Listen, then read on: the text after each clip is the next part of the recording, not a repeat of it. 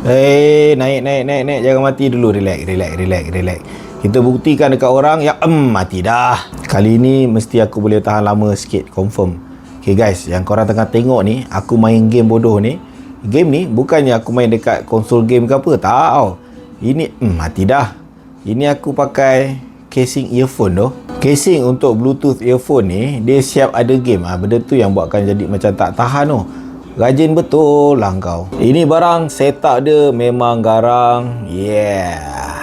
Ni earphone dia. Casing dia belah dalam, dia buat warna oranye melekat macam ni. Memang betul-betul memberi perasaan kontra yang cantik menarik. Ini pula dia punya earphone yang kita sumbat dekat telinga. Okay, kita nak tengok kalau beli ni dapat apa lagi. Buku AI dia. Yang ini sebab earphone boleh translate bahasa kan. Kabel Type A Type C. Cara mudah untuk mula. Yang ni bacalah pelan-pelan. 10 minit charge boleh pergi 3 jam punya pakai. Boleh pakai dalam anggaran maksimum 20 jam. Korang tengok warna matte dia ni. Nampak macam mahal loh. Dia kata benda lah ni IPX5. Tapi aku tak percayalah the whole set IPX5. Mungkin earphone saja tu senang nak percaya.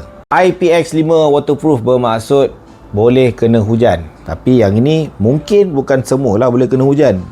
Again, mungkin earphone dia je. Daripada sudut kualiti bunyi, aku boleh katakan pada harga dia dah kira B40, M40 version B40. Tengah-tengah yang sedap. Tak terlalu mahal sangat, tapi kualiti bunyi dia dah Nak yang murah tapi bunyi lagi ada. Itu lain kali lah buat review.